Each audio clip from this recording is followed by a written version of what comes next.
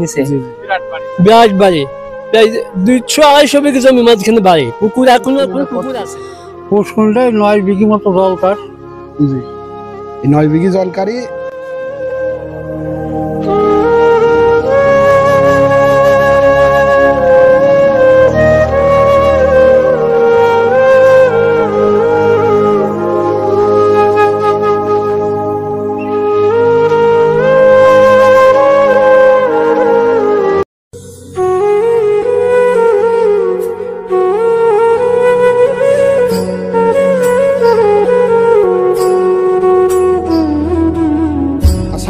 দর্শক শ্রোতা আমরা এখন আছি আপনার হচ্ছে কুষ্টিয়া জেলার মিরপুর থানা মালিহাট ইউনিয়নের জজপাড়া কাকিলাদহ এই গ্রামে আপনার হচ্ছে এই এলাকায় একটা দীর্ঘদিন একটা কৃতি সন্তান জন্ম নিয়েছিল এই বাংলাদেশের কৃতি সন্তান যার নাম এলাকায় সব জায়গায় পৃথিবীতে আছে ডাক্তার রাধা বিনোদ পাল তার জন্মস্থান এই এলাকায় আমাদের কাছে এক চাচা আছে চাচার বয়সও প্রায় 80-90 সে চাচার কাছ থেকে আমরা কিছু তার জন্মের কিছু ঘটনা সে কেরাম মানুষ ছিল তার কাছ থেকে আমরা কিছু শুনবো। সালাম আলাইকুম চাচা।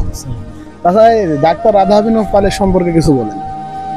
রাধা বিনোদ পালের সম্পর্কে আমার বাপ দাদা আমলে জানা আছে উনি 1945 সালে যে মসজিদে শুয়েছিল জি তখনকার জজ ছিল উনি তখন এখানে যাইতো কলকাতায় বিচার করতে কোর্টে মানে এই যে রাস্তাটা হয়েছিল তার শোনেন 1945 সালে যে মহাযুদ্ধ হয়েছিল সেই যুদ্ধের জজ ছিল উনি মানে এলাকায় তখন জজ ছিল হ্যাঁ আর কোনো শিক্ষিত লোক ছিল না মানে এলাকায় কোনো শিক্ষিত লোক ছিল উনি ছিল হ্যাঁ এখান থেকে হালসাইতে যাইতো স্টেশনে হালসা স্টেশনে যাইতো পালকির চড়ে পালকির চড়ে এখান থেকে হালসা স্টেশনে যাইতো মানে পালকি আমরা যখন মরে যাওয়ার পরে কিছুদিন পর দেখে আসলাম পালকি যেমন হয় এই 10 ফিট লম্বা তাহলে পালকি আপনারা দেখেছেন? হ্যাঁ পালকি দেখেছে।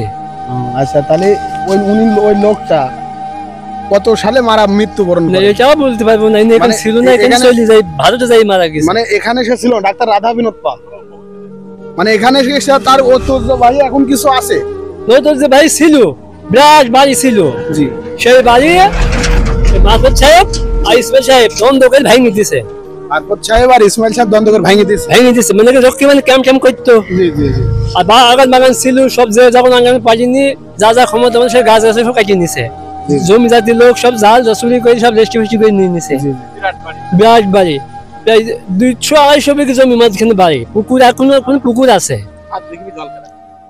7 বিঘি জল কারা আছে 200-250 বিঘি জমির পর বাড়ি তার মাঠে আরো তো আছে এখানে সব এক জায়গায় সব এখানে তার মোটে সম্পত্তি অনুযায়ী কত সম্পত্তি ছিল 200 উপরে হবে অনুমান 200 পুরো 300 বিঘি মানে এইসব জমি সব ফেলথি চলে গেছে 47 সালে একাই 47 সালে স্বাধীন হয় তারপর পরে আজকে মানে 1947 সালে স্বাধীন হয় দেশ তখন ফেলথি চলে গেছে যা পাকিস্তান হয় মানে এই যুদ্ধটা মানে এই যে আপনার হচ্ছে বাংলাদেশ পাকিস্তান 1971 সালে যুদ্ধ এই যুদ্ধ ছিল না এই যুদ্ধ সে ছিল না তার আগে যুদ্ধের ঘটনা 47 সালে যখন দেশ ভাগ হয় জি তো এই দেশে মুসলমান এই দেশে আইছে এই দেশে হিন্দু দেশে চলে গেছে সেই চলে গেছে তবে তার নাতি আছে সেলবিলে সেখানে বলছিল আমি একটা নানার নামে আজ হসপিটাল করবো জি জি কিন্তু মানে তার ভাই 25-30 বিঘা জমি করে খায় জি জি জি বুঝছেন মানে ডাক্তার রাধা বিনোদ পালের নাতি ছেলেপিলে তার নানার নামে বা তার দাদার নামে মানে ডাক্তারের নামে একটা হসপিটাল এলাকায় এই হসপিটাল এলাকায় করতেছে যাইছিল যে কোনো কারণবশত হয়তো হয় নাই তাই তো চাচা কারণ বছর কি জোর করে হইদিন যা হয় হোক ওটা কোনো ব্যাপার না এখন মানুষের সে নামটা সে মনে করেন বাংলাদেশের একটা কৃতি সন্তান অনেক জেলার লোক মনে করেন বাংলাদেশের প্রায় জেলার লোক উনির নাম জানে আর উনির নামে বই আছে উনির নামে সবকিছু আছে এখন মনে করেন হ্যাঁ হ্যাঁ আইন বই আছে সব রকম বই আছে এখন মানুষ মনে করেন যে বলে ডাক্তার রাধা বিনোদ পাল কোন জায়গায় বাড়ি সেই জন্য আপনার কাছ থেকে আমরা তথ্য নিচ্ছি যে তাহলে এই জিনিসগুলো এখন তাহলে এই জমিগুলো এখন করি খায় কারা বর্তমানে এইসব বিভিন্ন এলাকা জাল চুরি করি জাল বেশি দিচ্ছে লোকে জি জি যেমন জাল বেশি দিচ্ছে বুঝছেন জি জি আর তখন অনেক পানির সময় ছিল মাহফুজ সাহেব দল দিয়ে ইসমাইল সব ভাঙি সুই দি তছনছ করে দিয়েছে দি গাছ গাছালি সব বেশি কিনে নিয়ে গেছে এখন যে যা পায় করে খায় জালে মানে দলিল ফলিল করে নিয়েছে, রেকর্ড ফেকর্ড করে নিয়ে এইভাবে করে খাইছে, তার বলতে কিছু এখানে থইনি। কিন্তু তারা ইচ্ছা করলে বা এখন 22 সালে 62 সালে রেকর্ড ঘুরলে বা তাদের নামেই আছে। মানে 1962 সালের রেকর্ড ঘুরলে আরএস রেকর্ড, ওটা হচ্ছে এস এ রেকর্ড, মানে এস এ রেকর্ড ঘুরলে সবই তারা পায়, কিন্তু তারা এখন আর কেউ আসেন না। তাই আসবে কি করি, তাই নাচ নাচ গিয়ে একটা ছিল, তার বাপ ছিল, তার ছেলে ছিল একটা, আমার বাবার কথা শোনা, সে বলতো যে বা ধান গাছে কয়টা তক্তা হয়, তো জীবনে এই এলাকায় আসেনি, কলকাতায় থেকেছে, কলকাতার দিক থেকে মানে সে লেখাপড়া শিখে জীবনে ভিলেজ আসেনি, বুঝছেন? জি জি, ধান গাছে কয়টা তক্তা হয় সেই সময় বলতো। তাই কেমন প্রভাবশালী লোক ছিল, কেমন অভিজ্ঞ বা বিচারক ছিল। এই রাস্তাটি যাইতো পালকি চলি বলে হালসাই স্টেশনে যাইতো, ওখান থেকে ভারত যাইতো বিচার করতে। আর এই আমরা শুনেছি কিছু লোক বললো যে এই রাস্তাটা নাকি সেই করে দিয়েছে, আর সেই আমাদের রেল লাইন করবে বলে কইছিল, বুঝছেন? 47 সাল যখন পার গেল তখন রেল লাইন করবে, খলসা একটু হালসা, এত বড় রাস্তা আমাদের এলাকায় ছিল না, সেই কইছিল। এখন মনে করেন চাচা এলাকার মানুষ অনেক আছে, বিভিন্ন জায়গার মানুষ তার ইতিহাস সম্পর্কে জানে না, সেজন্য আমরা তার ইতিহাস সম্পর্কে তুলে ধরি। তার নামে একটা মার্কেটে যে আমলা করেছে কামালুল সাহেব, ডাক্তার রাধা বিনোদ পালের নামে একটা মার্কেট করেছে। আচ্ছা, চাচার নাম? আমার নাম নজরুল ইসলাম। নজরুল ইসলাম। আপনার বাসা কি এলাকাতে? না, আমার বাসা ওই কাজের ওখানে, আমাদের মাঠ সব এইটাই, মানে মাঠ এইটাই, এখানে আমরা আবাদ করি সব। আচ্ছা আচ্ছা, মানে যেটুক জানবেন ধন্যবাদ, আপনার কাছে শুনি ভালো লাগলো। তাহলে উনি এরিয়া হচ্ছে এই যে জজপাড়া, তাই? হ্যাঁ, এই পাওয়া যায় ধরতে গেলে। আচ্ছা, বললেন 7 বিঘি পুকুর আছে, এটাকে যে গামলা গেলে পাবো? হ্যাঁ পাবে, রাস্তার সাথে, এই রাস্তার সাথে পুকুর আছে, এই রাস্তার সাথে পুকুর আছে। পুকুরটা কতটুক? 7-8 বিঘি বুঝে জল করে আজকে। ও আচ্ছা, ঠিক আছে। তাহলে সেটা মানে এলাকার লোক যেটা পারে মাছ দিয়ে মাছ ধরে খাই নাই, এখন রাস্তার সাথে পুকুর, এই যে পাওয়া যাচ্ছে না, পাওয়া যায় ওই সাথে পুকুর আছে। আচ্ছা স্যার, ধন্যবাদ। সালাম আলাইকুম, ভালো থাকবেন চাচা। দর্শক শ্রোতা, আমরা ডাক্তার রাধা বিনোদ পালের সম্পর্কে চাচার কাছ থেকে কিছু জ্ঞান অর্জন করলাম। চাচার কাছ থেকে শুনলাম যে সে লোকটা কেরাম ছিল, চাচা সব ভাঙি চুরি বললো। আমরা এখন তার বাড়িতে যাব, তার বস্ত্র ভিটা ওখানে আছে, কিছু নাই, তার একটা পুকুর আছে, পুকুর জলকার, ওখানে যাব, যে আমরা কিছু তুলে আপনাদের ধরাবো ইনশাল্লাহ। দর্শক শ্রোতা, আমাদের সাথে থাকবেন, ধন্যবাদ।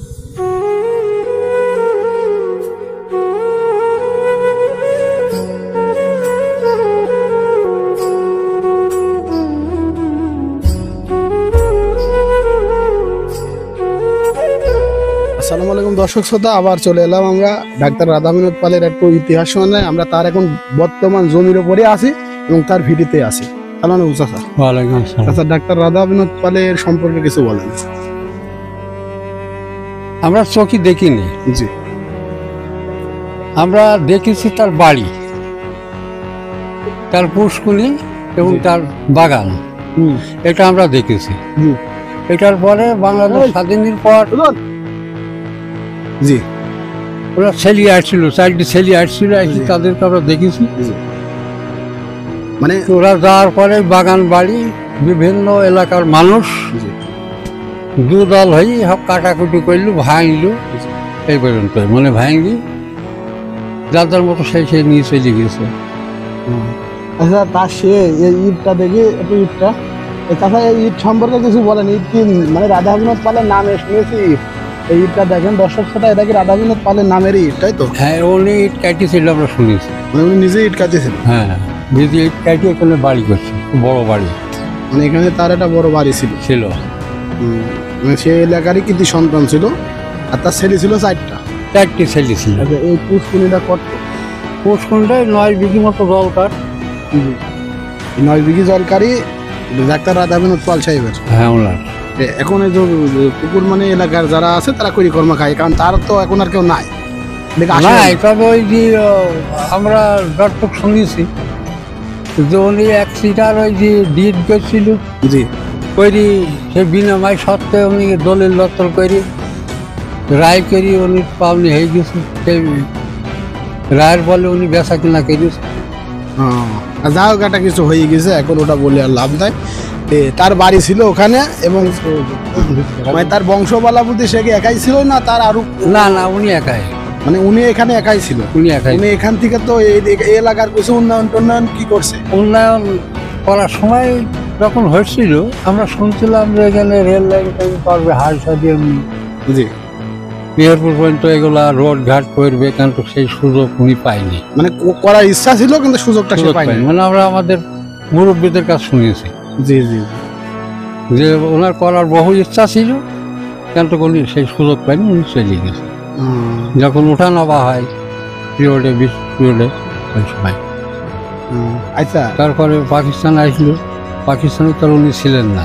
না পাকিস্তান, বাংলাদেশ যখন স্বাধীন হয়, জি স্বাধীন 71-এ ওনার তার ছেলে আসছে। মানে 71 সালে 1971 সালে উনি 4 ছেলে এখানে আসছিল। তারপর আসলে দেখি গেল বাবার মানে ভিটি টিটি বাবার ভিটি টিটি একটু দেখে ঘুরে দেখে গেল ঘুরে বাপ দেখে। এখানে। ছিল, বাড়ি করছিল, এই যে জমি আমাদের এই পোস্ট নিয়ে, এই যে কিন্তু বিশাল বাগান ছিল আমের, হরিলাম বাগানে, সব ঘুরি ঘাড়ি দেখি গেল। পরে আর আইলা, আর আর কোনো নাতিপুতু আর আইলা, কেউই আসে, মানে আর এলাকায় কেউ আসে না। ওরা আর কেউই আসেনি। ওই একবারই 4 ভাই আর ওই মাজিদার বন্ধু আসছে। মাজিদ হচ্ছে ব্যালেস্টার ছিল ওই সময়, জি আর ছোট দুটো ছিল ফার্স্ট ইয়ার ম্যাজিস্ট্রেট। জি জি আর বড়টা উনি কোনো চাকরি বাকরি করতো না, উনি বললো আমি অত শিক্ষিত না, বাংলাদেশে 6 পাস করছিল, বাংলাদেশে 6 পাস করছিল। 6-তে পড়ছিল, শিখতে পারলো, পড়ে এখান থেকে ওরা চলে যায়, তাই ওখান থেকে ওরা লেখাপড়া করে না। বড়টা উনি বললো যে আমি সংসারের 4 ভাই একসাথে আছি, মন্ডলী করি, হাট বাজার করি, ওরা চাকরি বাকরি করে, আমাকে দেয়, আমি হাট বাজার করি, খাই দাই ঘুরি। জি। ওরা 3 ভাই চাকরি বাকরি করে। আচ্ছা, ধন্যবাদ চাচা আপনাকে। আলহামদুলিল্লাহ। দর্শক শ্রোতা, আমরা ডাক্তার রাধা বিনোদ পাল সম্পর্কে চাচার কাছ থেকে কিছু জানলাম। চাচা এই এলাকারই বাসিন্দা, চাচার বাসা এই জায়গায়। এখানে ডাক্তার রাধা বিনোদ পালের অনেক স্মৃতি শক্তি সস্ত, এখানে জমি জায়গা পুকুর পুষ্করণী এখনো সবই আছে। চাচা অনেক ইতিহাস জানতো, চাচার কাছ থেকে শুনলাম। আপনারা দেখবেন আমাদের ভিডিওর মাধ্যমে, এবং দেখে আপনারা এখানে আসার চেষ্টা করবেন, একটু দেখে যাবেন। সে তো এই মনে করেন যে সে একটা নাম করা লোক ছিল এই পৃথিবীতে, তার অনেক নাম আছে, তার বই আছে। সে একটা ম্যাজিস্ট্রেট জজ ছিল, জজ, সে একটা জজ, আইনের ডাক্তার ছিল, আইনের ডাক্তার। আইন এখনো চলে প্রবলেম আদালত, উনির আইন এখনো চলে। চাচা বলছে কিছু কিছু আইন চলে। আমি নিজেও দেখেছি। জি, ওই যখন জিরা করে তখন উকিলরা বাইর করে দেখা দিল 1 সালে ডাক্তার রবার্ট ফলের আইন। জি জি, এটা আমার নিজের দেখা আছে, না আপনার নিজের দেখা আছে। চোখই দেখা আছে করতে। জি আচ্ছা, ধন্যবাদ চাচা। যখন উকিলরা জিরা করে, আমার একটা কেসের জন্য আমি দাঁড়িয়েছিলাম, তখন দেখি যে বই উল্টি দিয়ে 1 সালে ডাক্তার রবার্ট ফলের আইন। জি জি, এইটাতে এ হয় স্যার, ধন্যবাদ চাচা। আলহামদুলিল্লাহ। যে এই জায়গায় আমরা ডাক্তার রাধা বিনোদ পালের এলাকায় আলাম। এখানে ডাক্তার রাধা বিনোদ পালের বাড়ি ঘর বলতে কিছু নাই, খালি জমি জায়গা পুকুর পুষ্করণী আছে। এটাই আপনাদের মাধ্যমে তুলে ধরলাম। দর্শক শ্রোতা, ধন্যবাদ। আমাদের এই ভিডিওটা ভালো লাগলে লাইক কমেন্ট করে আমাদের পাশে থাকবেন। ধন্যবাদ।